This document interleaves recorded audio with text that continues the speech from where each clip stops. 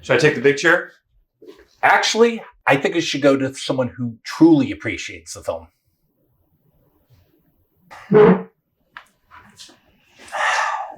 I don't think he should even get a chair.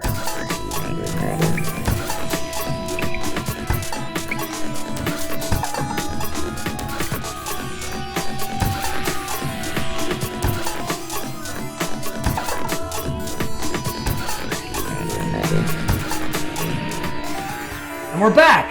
This is a first or second look at a movie that some of you might have heard about from 1997 called The Wrong Guy. Comedy directed by David Steinberg, starring and written by Dave Foley, whose people might know from News Radio, Kids in the Hall. And co-written with Jay Kogan and David Anthony Higgins.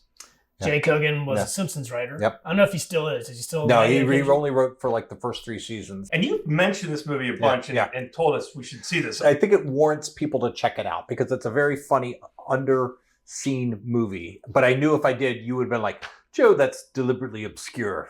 Well, I have to say, other than you telling me about it recently, I have no memory of this movie in 1997. Nor do I. I remember a lot of movies of the late 90s. I do not know this movie. Disney, i.e. Hollywood Pictures, just kind of shelved it and went straight to video in 97. It didn't really see a release in the US. So this was straight to Blockbuster. It played in theaters in Canada because Dave Foley and David Steinberg are names. Is Higgins Canadian too? No, most of the actors are Colm and Joe Flaherty. And Jennifer Tilly is Canadian as well. So I think didn't know that. They could open that. And so I think it got reasonably good reviews up north. So. Now, not a big name cast. Yeah. He was big, as you said, News Radio. Yeah. That's where I Which I think it just started. Yeah. Right? It had been on for a few years. Matthew, what is it now? For God's sake, no one's smoking, okay? But nothing! You know what we need around here is an anti-whining ordinance. So just sip your sniveling little lip and haul your skinny ass out of here! Yeah, he and Hartman had really good chemistry together. And I like the leading woman in it. Maura Tierney. Yeah, she was cute. Yeah, I wonder her dynamic with Dave. Are my nylons in there? Are these them? No. Dave? I'm just kidding, they're mine. Kids in the Hall did that movie Brain Candy. Which was a year or so before this. I think we got it. Yeah! And who are you? Just a guy.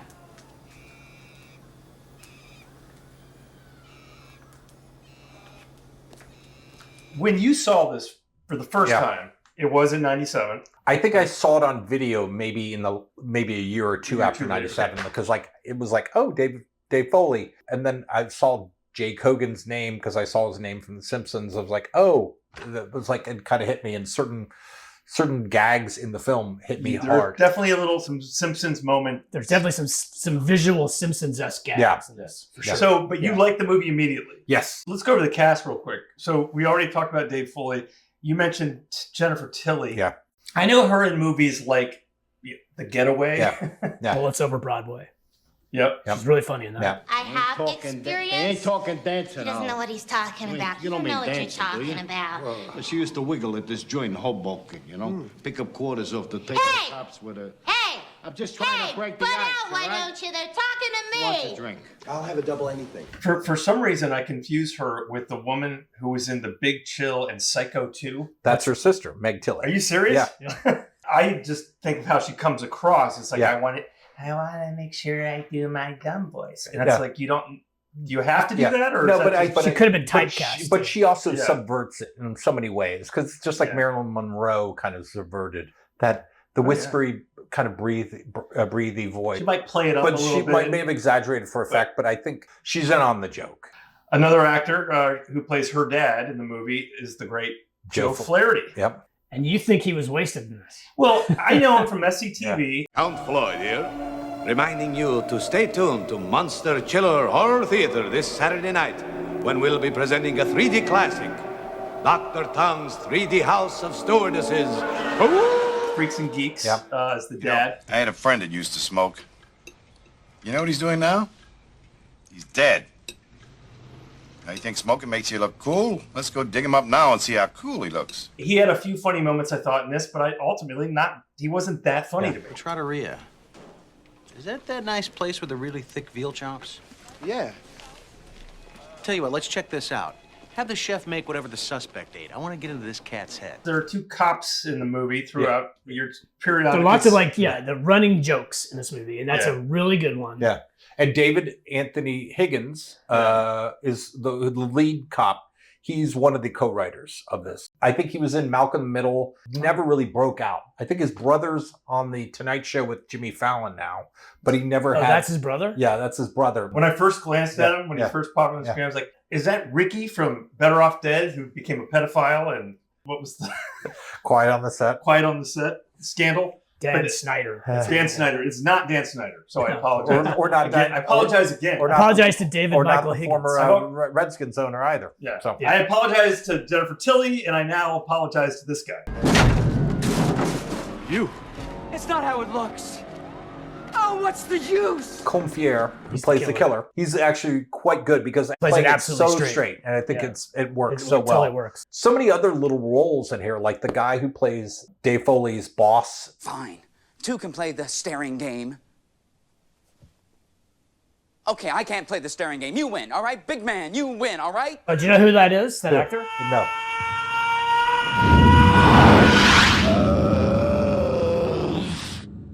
It's another Twin Peaks connection. Oh, okay. He was Wyndham Earle. He gets obliterated in the Black Lodge in the great season 2 finale. Oh, okay. And then they have like Kevin McDonald. Kids that in the was Hall, a funny scene. As, He's like as the motel manager. As the motel manager. Yeah. Single room, please. What? Single room, please. What? I'd like a single room, please.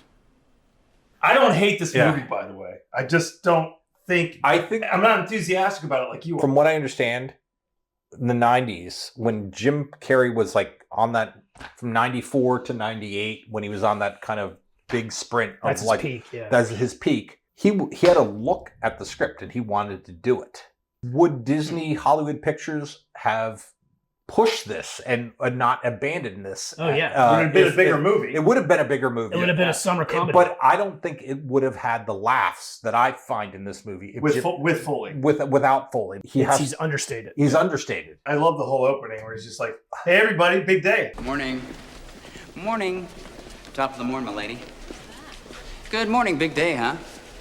Morning. Good morning, Cindy. Good morning, Mr. Hibbert. It's a great intro. And maybe a good time to segue into the plot of this movie. Yeah. It's a parody of Hitchcock. The wrong guy is the main Hitchcock trope. Which I did not know. Now, had I known that and I was familiar enough with what they were parodying, that could have been a whole different movie experience for me. At the same time, like I can appreciate on the nose parodies like a Mel Brooks or even this is comparable to High Anxiety. That's the man! That's the man who shot him! No, wait, you don't understand. This is not my gun. It was. Oh my God, man is dead. I didn't. He shot him. I'm sure. Gentlemen, don't for your guns. I'm a psychiatrist. I can help you. We can discuss this. We're rational.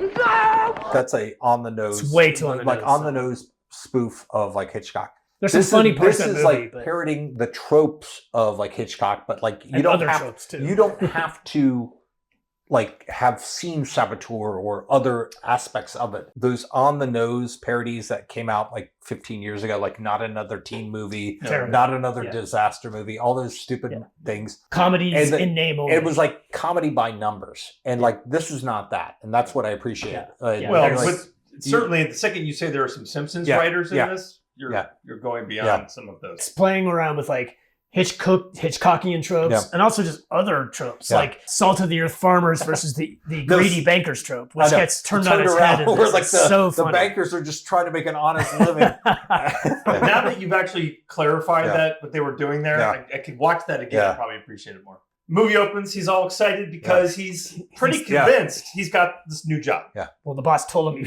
he had it too. That's true. You use the words, between you and me, Nelson, you are going to be the next president of this company.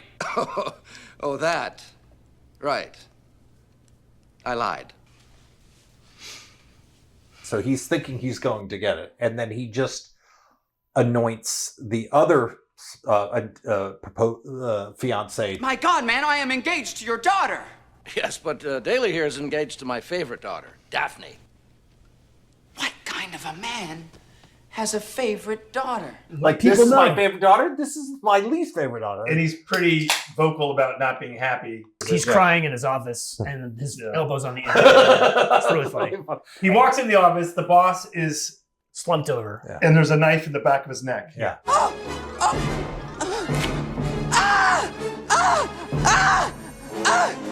I thought it was very Simpson-esque too. Every time he screams or cries, everyone thinks it's a woman. And isn't that a Ned Flanders joke? Yeah, it's very Ned Flanders-esque. Purple drapes. All my life I've wanted purple drapes. That's a continual joke throughout most of the movie, and then they end it. Big part of the plot, though, is that you don't actually see the guy getting killed. Yeah. He just walks. Foley just walks into. That's the Hitchcockian. Yeah, but they already know from watching the videotape. That's what's great and about so it's it. great. Yeah. They're like, there's no manhunt. There's no manhunt. It's like there actually is no wrong guy. Sir, should we try to find that screaming woman? Man. The screaming man that found the body? No, we've got this tape and this printout. Let's focus all our energies on catching this killer. Dave Foley, Nelson, he goes through most of the movie thinking that the cops are after him, and they're not. That's why it's funny. Yeah. It's funny because he really is convinced that he's like on the lam, and it's a big deal, and he's telling even Tilly, Jennifer Tilly, how dangerous the situation is and all that stuff. There's no danger. There's no one looking for him. And the cops are even like impressed with the killers. Like, Yeah. man, how he got up in that duct is. It's got some really strong upper body strength. And he keeps putting his blood and his fingerprints, including the elevator button scene. It's really funny. No one's paying attention to him because he's so nondescript. And that was really funny. So he goes on the lam. Yeah. Well, no, but we meet the killer. Yeah. Yeah, the killer's been hiding in the office. And we find out within a beat or two that this was an inside job, that the other son-in-law proposed. We don't find out that right away, but we eventually find out that he was paying him to do this. Yeah. Why kill off his father-in-law? In case he wasn't going to get the job. And that's a MacGuffin that's never really delved into like why he did it, but like. So they also show how savvy this bad guy is. Yeah. He's actually very kind of James Bondish type skills in terms of how he escapes the. And that's where like there's some good directed shots in this movie. Yeah. Like when both Nelson and the killer are escaping from the building. And there's like him on the zip line over the glass, and like Foley's Nelson's underneath. going Yeah. like under the glass. It's a great shot. I do want to say David Steinberg. He's not really known for like directing, but like he's a TV mostly. But he was like in the 60s and 70s. He was kind of a seminal like stand-up comic. He was on the Tonight Show like over 100 sometimes. Did he guest host it? He guest hosted a bunch of times. He was on the original Smothers Brothers show with like Steve Martin. Steve Martin was a writer, wasn't he? Steinberg was a writer. He transitioned to doing monologues, and he did a kind of Jewish rabbi doing a sermon that was apparently at that time in the late 60s was so offensive. Moses swore.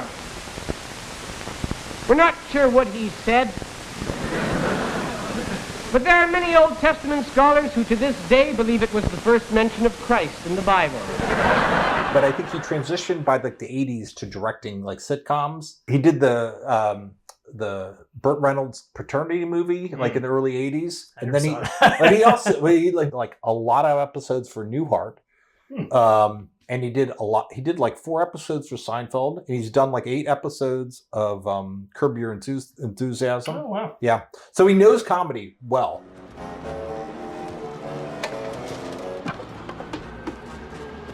Was the fake hole? I don't know why. Yeah. It cracked me up so That's a much. great vision. It's a great vision. He's the threat. Yeah. He actually is dangerous. Yeah. You're kind of forgetting about him after he leaves. Yeah. At first, because it's all about Foley's escape. He goes and cleans himself up in that restaurant in the bathroom. Evening. That's a totally Blood on Simpsons the house gag. and stuff.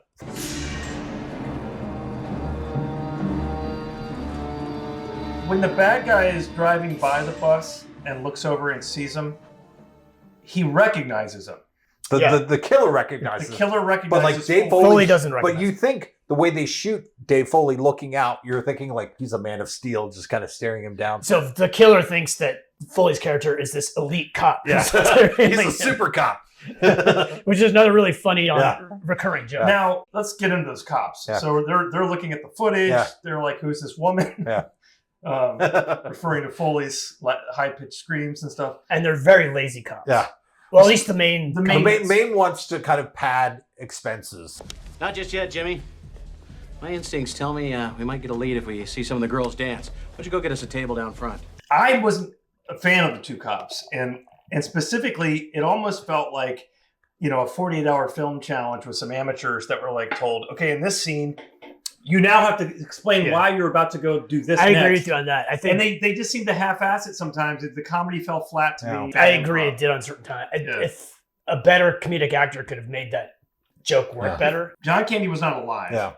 John Candy would have been so funny. In 96, 97. Yeah, he would have been perfect. Right for after his last movie. There were some people, Eugene Levy. Eugene Levy would have been great. Yeah. Even Joe Flaherty, if he had been the cop. Yeah, they could have swapped that role to Flaherty. So I wasn't crazy about them. Every time they were in a scene together, and I was sort of like, But, that's just me. The recurring joke is funny enough to sustain itself, but it could have been better with stronger comedic acting. Well, it's safe to say that this movie did improv. Yeah. Comedy.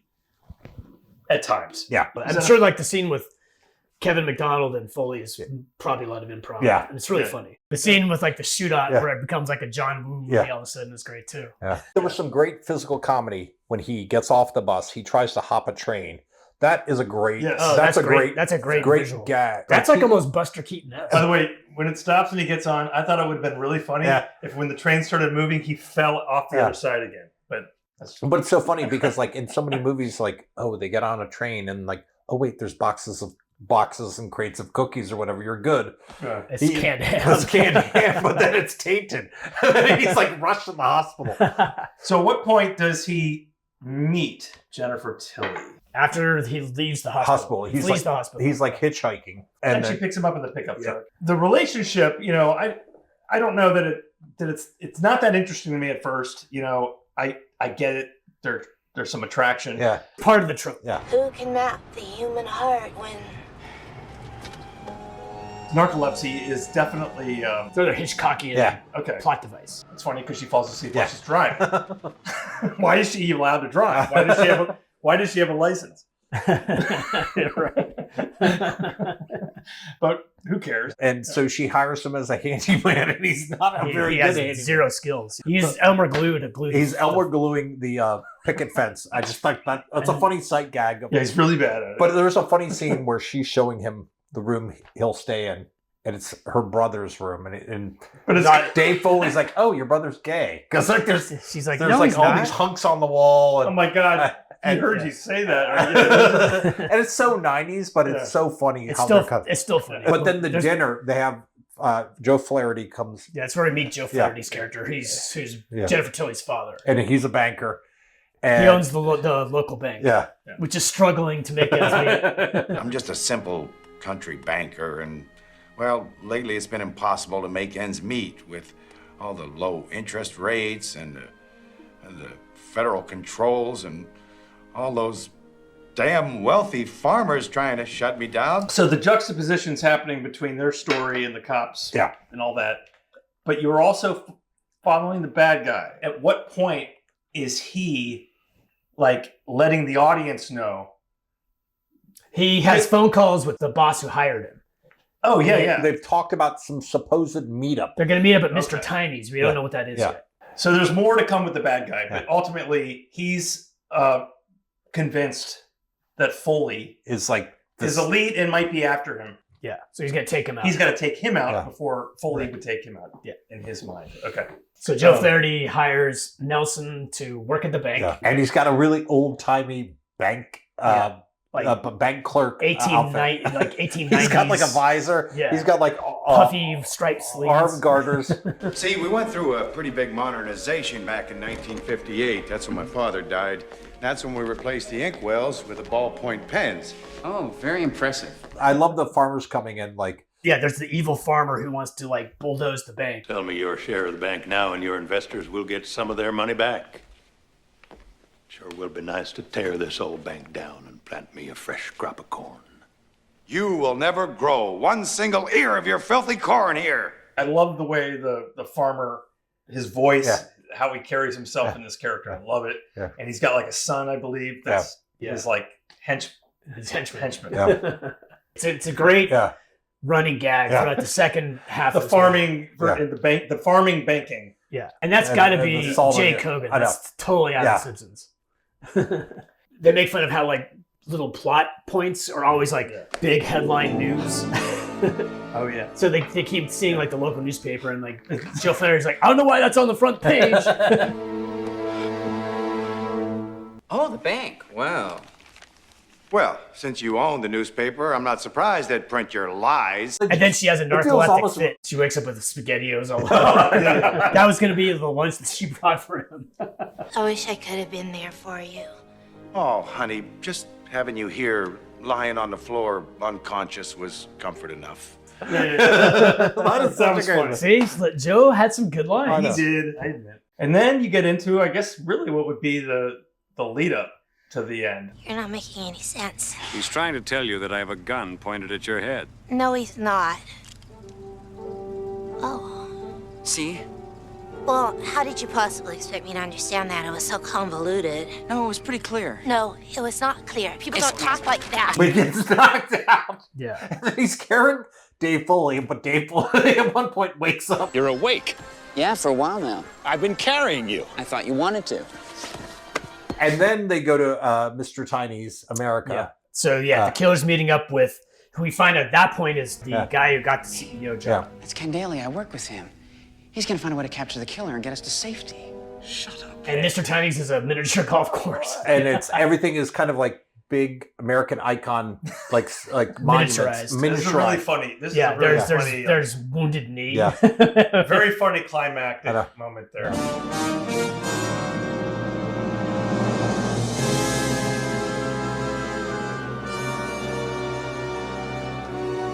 Well, that's strictly so they can parody Saboteur. Yeah.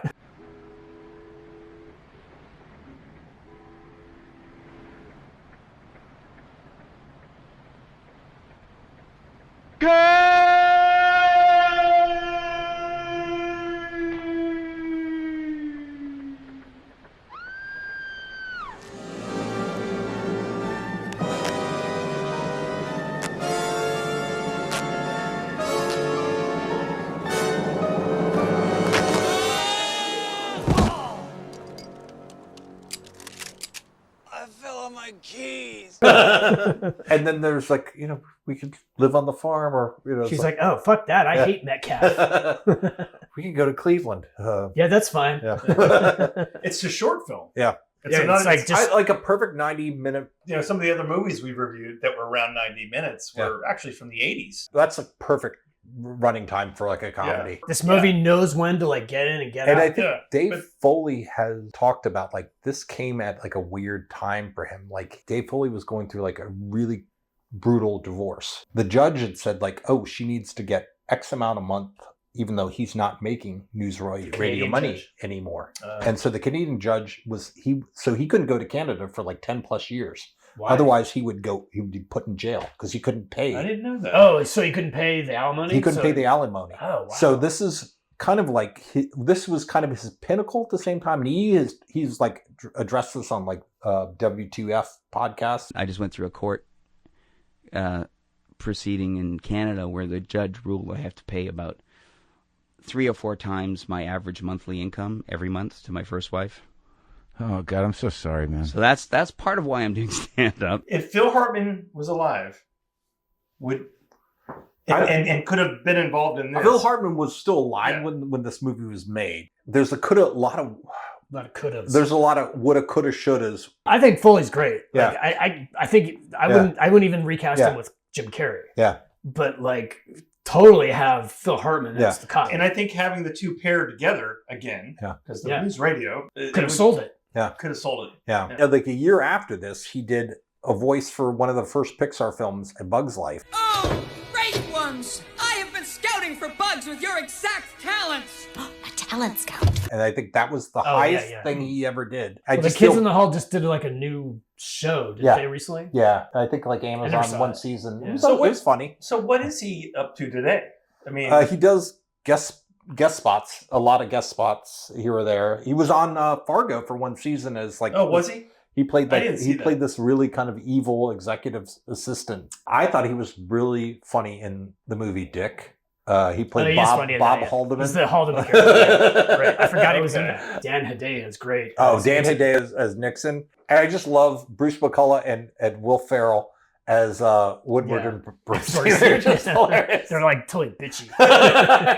Here's what I will say. After learning a lot from you guys, even before this filming of the parody of the Saboteur, and also just this discussion, I will say I'm going to give it another watch because I think I can appreciate it a little bit more. I had shown this to my wife right after our dinner. And She's got a great sense of humor. She has a great sense of humor. We sync up a bunch of times, but a lot of times our comedy sense of humor doesn't always align. She did not. She laughed, I think, maybe 2 or 3 times watching it. She wasn't that impressed. She wasn't impressed. I think it's kind of a hidden gem because no one knows. Relating to your story about your wife. Yeah. Okay. I think it is true, very true, that when people really talk up a movie, you guys have to see this. It is awesome. It is so funny. When you really sell it like that, and then the person finally sees it, you're definitely expecting. I know, but your expectations are high, and then you also maybe have to be in the right mood. Like you hyped this up a lot, I know. and You I was did. skeptical, and I just thought it was really funny. The thing is, like, there are a lot of movies like that are cult or obscure that some people know, at least, like Heartbreak Kid. That's kind of forgotten, but at least that was remade in the early I think aughts. more people know the remake. Most people know the crappy Ben Stiller movie that the Farrelly Which is brothers. really not the same They should movie. know the Elaine May with Charles Grodin. By the way, Charles Grodin would have also been a good cop. He would have yeah. been perfect. Oh man! But See, that's the problem. Is you think of how many other people. Yes, there's so many people. I've got to give in. It's better than High Anxiety. Yeah. High Anxiety has some funny visual. Yeah. But it's too, like you said, on the nose. And the thing is, and not everyone's going to know that, especially they went for a really deep cut of Hitchcock going to Saboteur. I will give this a second look. Okay. Yeah. See that now? Okay. Clever. The other thing I would say about this movie is it made me realize that I miss Dave Foley. Yeah. Yeah. Because I was never a huge Kids in the Hall fan, but I was a news radio fan. Yeah. I would watch that a lot. Mostly because of Phil Hartman. I liked it because of Phil Hartman, but I liked him. And I was also going to add one last thing. There is a little bit of airplane humor kind of mixed in this movie. Which I think is more Simpsons-esque. Yeah. Yes. You could draw a correlation between Airplane and The Simpsons, I think. Visually, with visual gags. The gags, yeah.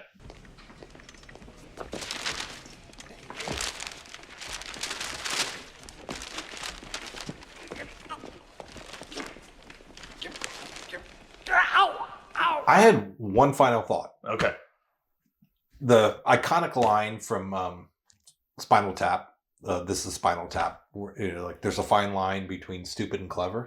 This movie hits that sweet spot between stupid and clever. Much like Strange Brew. Yeah. It's that sweet spot. Another great Canadian comedy. Exactly. So I think if you like Strange Brew, I think you will like The Wrong Guy. It's available for free as of recording this on YouTube, so check it out. It was technically my first look. And mine too. But I'm going to have a second look. And Joe, I think I've proven to you that while I maybe didn't appreciate the movie as much as you, I have learned in this hour that I do, in fact, have some appreciation, at least to the point where I deserve maybe the big chair back. It's also in my house and I own the chair. And I just feel like, it'd be a good time to let me have the chair. Can I think about it? Fine. Can you hand me my black bag? Okay. Bag. Oh, my narcolepsy.